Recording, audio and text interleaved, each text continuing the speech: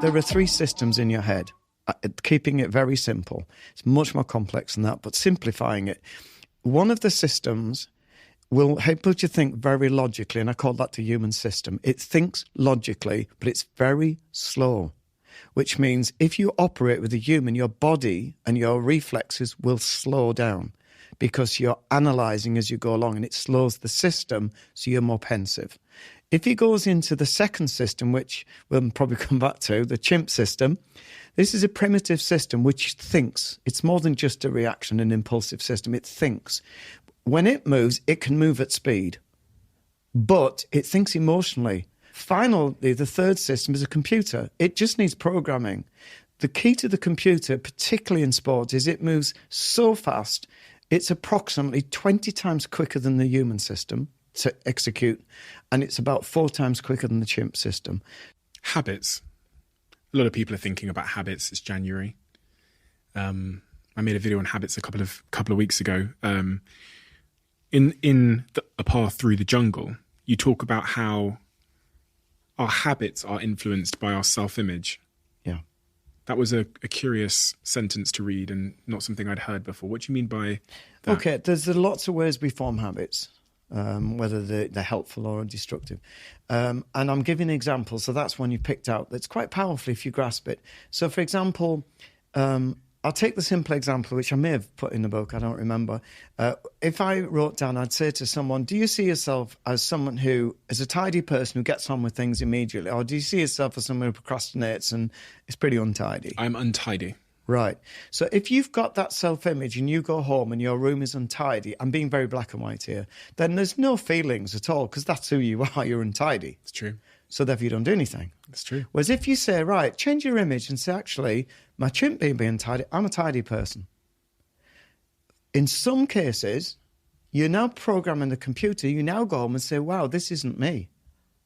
And that can change. So if your self-image is, I'm not my chimp, that's an untidy little beggar, I am actually a tidy person. How do I change that self-image? Well, you've got to sit down and reflect on this. I mean, a lot of the things in the book I've done as a young doctor. When I became a psychiatrist, I decided I didn't want to be a psychiatrist who didn't actually manage themselves. And that's no detriment to psychs who struggle, because it's not an easy career, or any therapist. It's a tough career.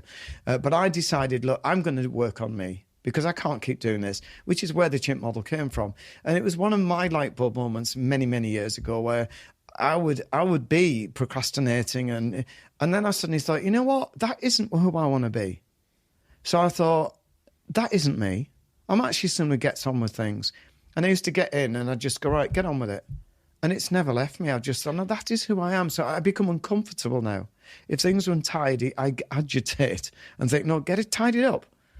So I start perceiving myself as this energized guy who's going to get up and do stuff. So if you define your self-image, you're actually programming your computer to say, this is normal, anything else isn't, and that will actually help your chimp to agitate, which will then join forces and tidy the room. So instead of your chimp going, oh, I can't be bothered, suddenly it's saying, wow, I'm being told we're not untidy, so this is unacceptable and not normal. And that's what I did, and I found that very powerful in my life. The other thing I found really curious in this section about habits in stage 4 of the book is when people think about habit loops, they often have a reward at the end of it. Yeah. You referenced suffering. Now, there's this quote I heard many years ago. I think it was just over 10 years ago. It must have been. God, I'm getting old. Where I heard this YouTuber say, change happens when the pain of staying the same becomes greater than the pain of making a change. And when I'm thinking about friends that I have in my life or myself, where there's habits or there's behavior patterns that I want to break, sometimes I'm thinking about one particular person who's a musician. Sometimes they have to get to that rock bottom place before you see change happen. Yeah. Is that because of that? Is that because sometimes the suffering has to... Yeah, I mean, it's sort of self-evident. You know, if you're, for example, in a bad relationship and it's really not doing you any favours and it's not doing them any favours, but it's not bad enough, then you struggle along. But if suddenly something happens where it becomes untenable and it's painful now, then you move. You think, stop the relationship. And then you look back thinking, why didn't I move earlier? And the answer was because it wasn't painful enough. And the same with like untidiness. You leave it and leave it and leave it. And then somebody comes in and says... A partner. Yeah. Blimey, I can't live with this. And suddenly you think, wow, suddenly it's painful. Is there a way to get there without the person needing to point it out? Yeah, there is. I mean, when I talk about relationships are critical to us, and I say to people, the way we move is we've got to, I have the triangle of change, which is really the three key things that cause us to move. And with the one you've highlighted is either it's got a massive reward or there's going to be massive pain and suffering.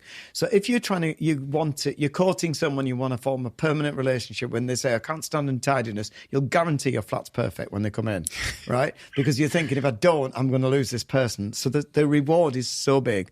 However, then they marry you, and for some reason we take them for granted, and we forget that bit now. And then the flat becomes untidy, and then she starts saying to you, I'm struggling with this, I'm struggling, but there's no threat yet. So now it's not painful enough. So she's struggling with it, I love the guy, but this is now what I do. So I say, let's increase the pain.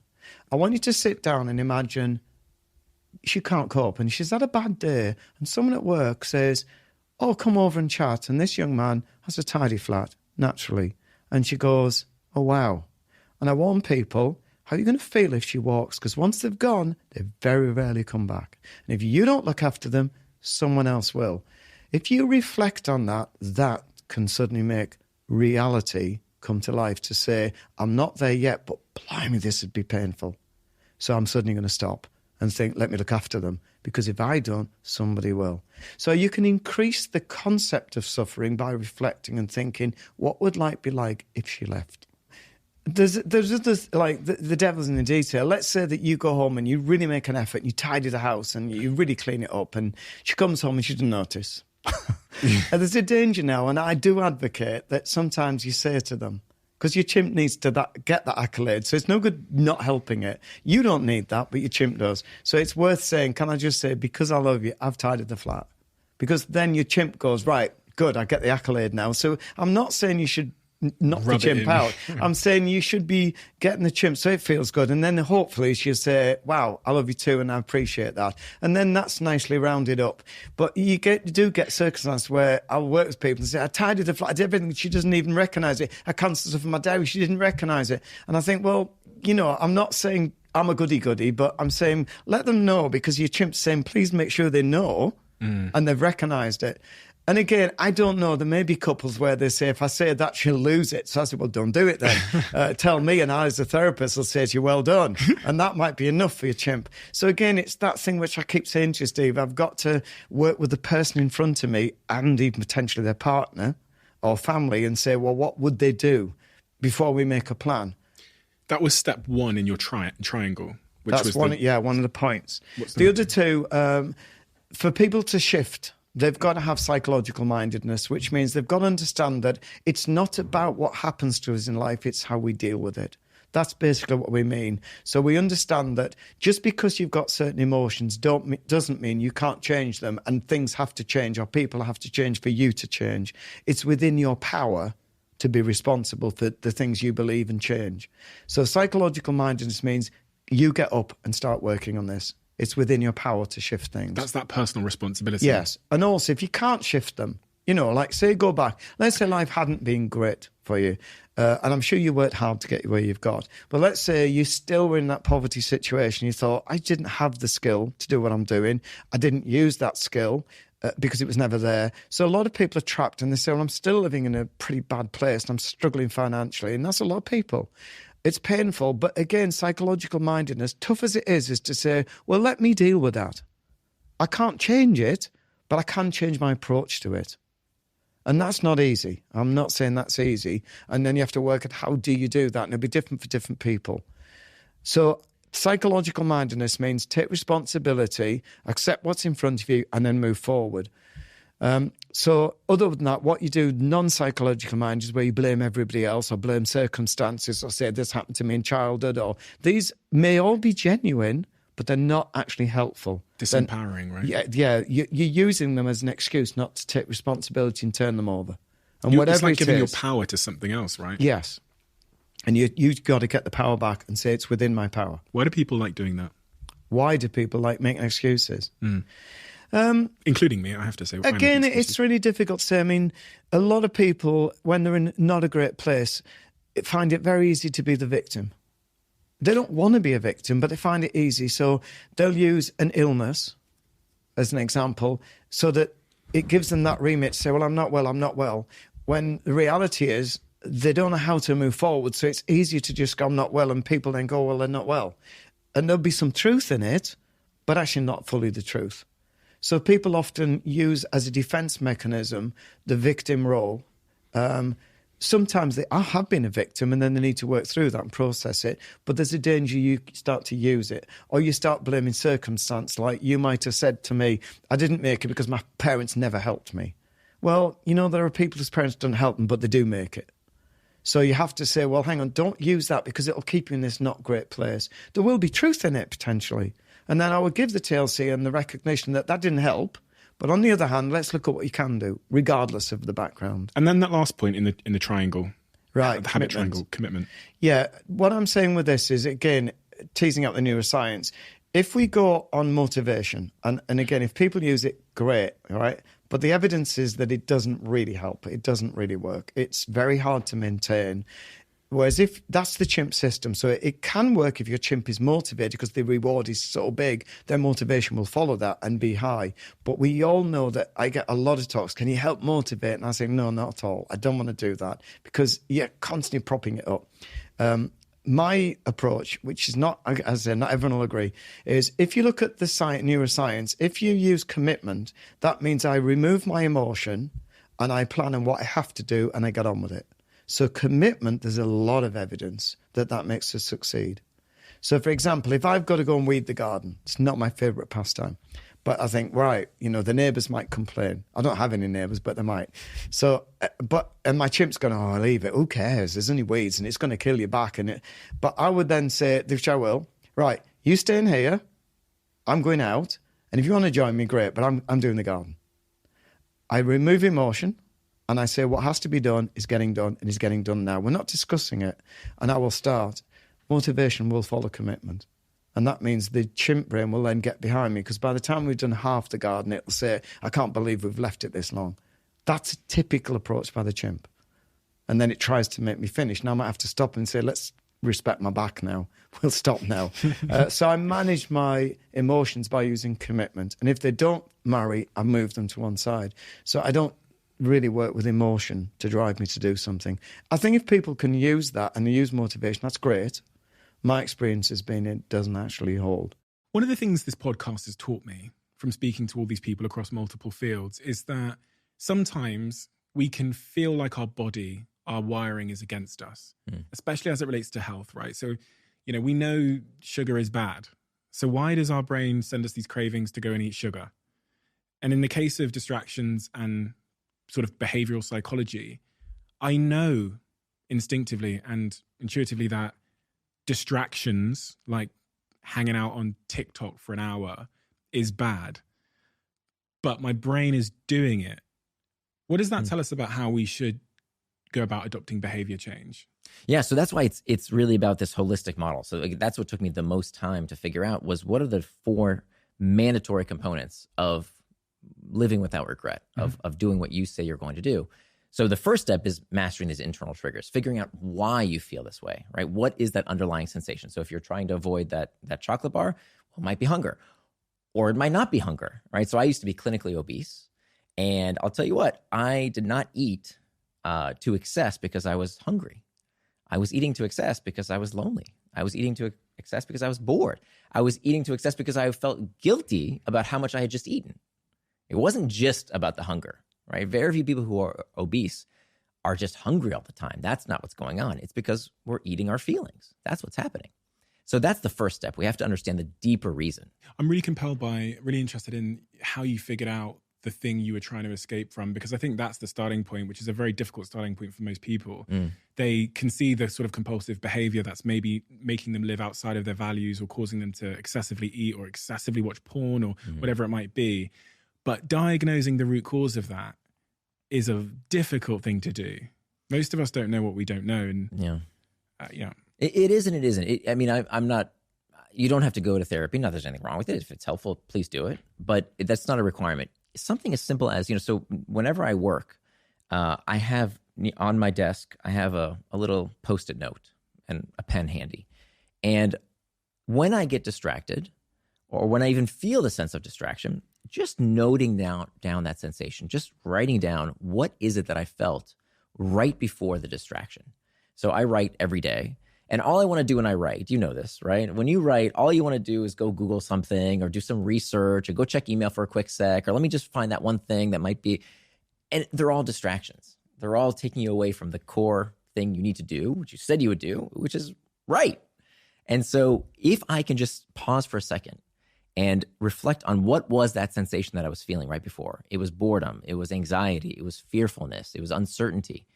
Just writing it down is an incredible first step towards gaining power over that discomfort, because then you can start to identify it.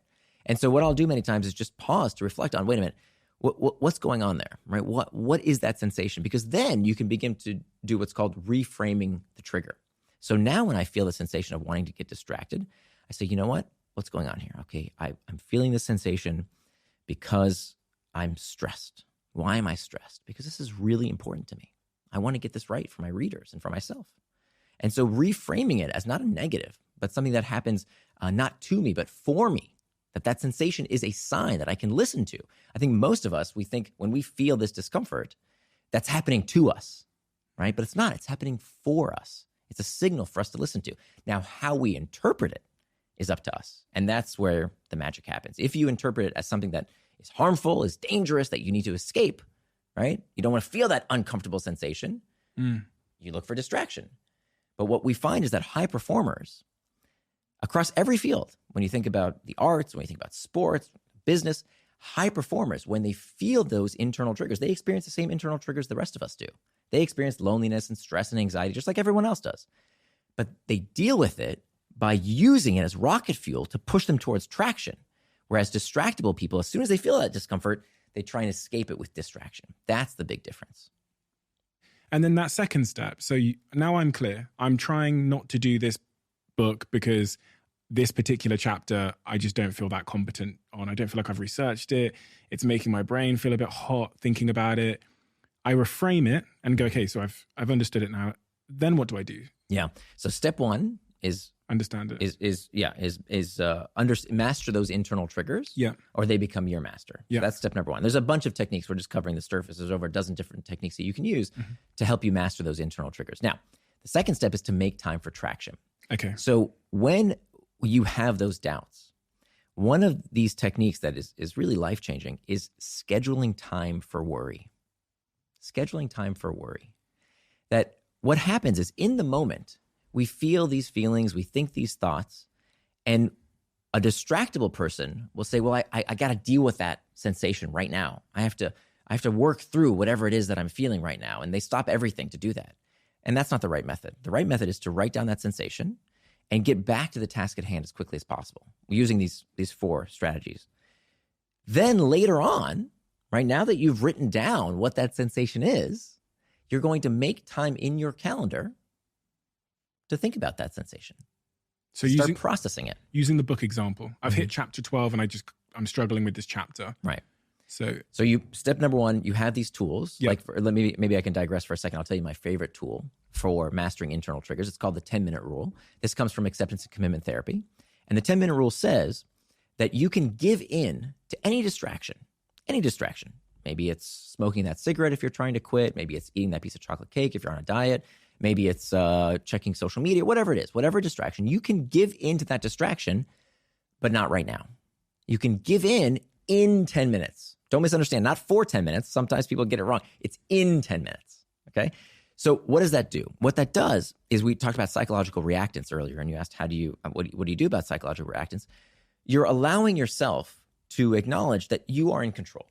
Okay, you decide. What many people do is they have strict abstinence, right? Strict abstinence says, no, I will not do it, right? I won't eat sugar. I won't get distracted. I will do this. I will do that. As opposed to saying, hey, I'm an adult. I can do whatever I want. I choose not to go off track for the next 10 minutes. That's it. In 10 minutes, I can give into whatever I want. So now I'm in control. You know, the whole just say no technique turns out makes you ruminate and think about and have more discomfort around the thing you want, increasing these internal triggers. And that actually is what makes you give into that distraction. We know that with smoking, actually, it's very interesting. We're finding that nicotine is less and less part of the reason people get addicted to cigarettes. It's more about the rumination around, I want to smoke, but I can't. I want to smoke, but I shouldn't. I want to smoke. I want to smoke. I want to smoke. Fine. I'll finally smoke. Now I get relief. How do we know this?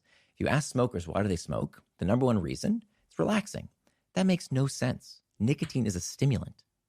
Makes no sense, right? Why would it be relaxing? It's relaxing because finally I can stop telling myself I don't have to do it anymore. I don't have to fight with myself anymore. And that eases that psychological reactance. I can finally give in. So when you use this 10-minute rule and say, okay, I can give into that distraction in 10 minutes from now, what you're doing is you're establishing agency, right? Now you're in control. And we can do anything for 10 minutes. And if 10 minutes feels like too long, try the 5-minute rule. The idea is that you're building that ability over time. So the 10-minute rule becomes the 12-minute rule, becomes the 15-minute rule. And you're learning, wait a minute, I can actually delay gratification. Remember, all these problems of distraction are an impulse control issue. So when you teach yourself, wait a minute, okay, I can delay for 5-10 minutes. That's no big deal. You're proving to yourself, hey, I'm not addicted to these things. I'm not powerless. My brain isn't being hijacked. I do have control as long as I use these practices, right? So the 10-minute rule is a very, very effective technique. So what happens then? So I've compartmentalized it. I'm writing my book. I'm on chapter 12. I've got a bunch of worries pop in. I'm scheduling that for later. Mm-hmm. Step 3? So step 3 is hacking back the external triggers. So this is when we do talk about the usual suspects, the pings, the dings, the rings. Mm-hmm. That's where we, very systematically go through what a lot of people complain about, but it's really only 10% of the problem because 90% of our distractions begin from within. But people, do have these issues. We talk about the phone, the computer. What turns out to be a much bigger problem is not the technology, it's what the technology is attached to, right? So what if it's your boss? That's the distraction. What if it's your kids that are distraction? We love them to death, right? Our kids are great, but they can be a huge source of distraction. Meetings. Oh my God, how many stupid meetings do we have to attend that are nothing but a distraction, especially now that Zoom makes it accessible so that wherever you are, people can call meetings. Those are huge distractions. Of course, Slack channels, and that's what we get into more in the book in terms of, okay, systematically, what do you do about these various external triggers? So we're on step 3 of the 4 steps. Mm-hmm. What's step number 4? So step 4 is preventing distraction with pacts. So pacts are these, what's called a pre-commitment device. So this is what you do after the first 3 steps. So you master the internal triggers, you make time for traction, you hack back the external triggers. As the last line of defense, as the firewall against distraction, you're going to prevent distraction with a pact. Now, what are pacts? It's when you decide in advance what you will do to keep yourself in that task. And there's 3 types of pacts. We have what we call effort pacts, price pacts, and identity pacts. An effort pact is when there's some bit of friction in between you and the thing you don't want to do. So it's just us and your millions of viewers here. So I'll get a little personal, okay? A few years ago, my wife and I, and again, we've been married for 22 years now. A few years ago, before I was writing this book, we noticed that our sex life was suffering. That every night we were going to bed and I was fondling my iPhone and she was caressing her iPad. You and me both. Right? And we were going to bed later and later. And not only were we not getting proper sleep, we all know how important rest is, our sex life was suffering. So when I started this research, I came across this this research around the importance of these effort packs. And I went to the hardware store and I bought us this $10 outlet timer. Now, this outlet timer, you plug it into the wall, and whatever you plug into that outlet timer will turn on or off at any time of day and night. So what did we do with that? We plugged in our internet router into this timer. So every night in our household at 10 p.m., the internet shuts off. Now, could I turn it back on? Of course I could, but I'd have to go under my desk, unplug this timer, reset it, and plug it back in. That would take effort. So I put some friction in between myself and the distraction, okay? And lo and behold, every night we all knew, okay, the internet's going to shut down at 10 p.m., finish up whatever you need to do. And it gave me that bit of mindfulness to say, okay, do I really need to still, check email or social media or whatever silly thing I was doing? Or is it time to do what I said I was going to do, which is get some rest, go to bed, and maybe be intimate with my wife? Someone's also going to say, listen, you've got 4G internet on your phone. You've got cellular internet, so you can just go True. on. Again, but now it's effort. Yeah. Right? If I really wanted to lie to myself, of course I could. That's not the point. right? Yeah. That there's always a way. The point is it adds a bit of friction. Yeah. Right? It's that bit of effort that now I have to take. And more than anything, it's a statement you're making to Right. you and everyone in your social environment that at 10 p.m. is the shut-off time.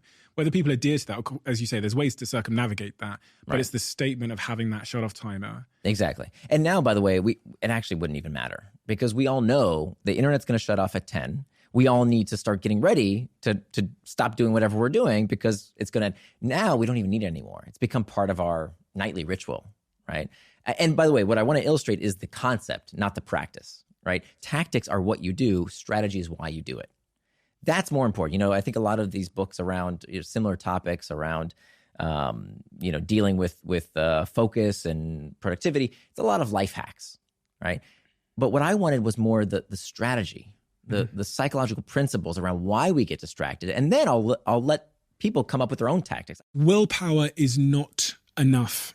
This is maybe the most fascinating study I read of all of them because it really made me ponder and it kind of disrupted my thinking on willpower and strength and mental strength and motivation. And it's probably a huge reason why 91% of people don't stick to their resolutions. Dozens of studies show that willpower is the single most important habit for individual success. And this is true. But for a long time, people thought that willpower is a skill that you could develop and that therefore remains constant forever until Mark Muravan, a PhD scientist, argued that if willpower is a skill, then why does it not remain constant throughout the whole day or even throughout the whole week? Why does willpower seem to fluctuate? He conducted an experiment to prove that willpower, like all of the muscles in our body, gets exhausted the more we use it throughout the day. In his lab, he did a fairly simple thing.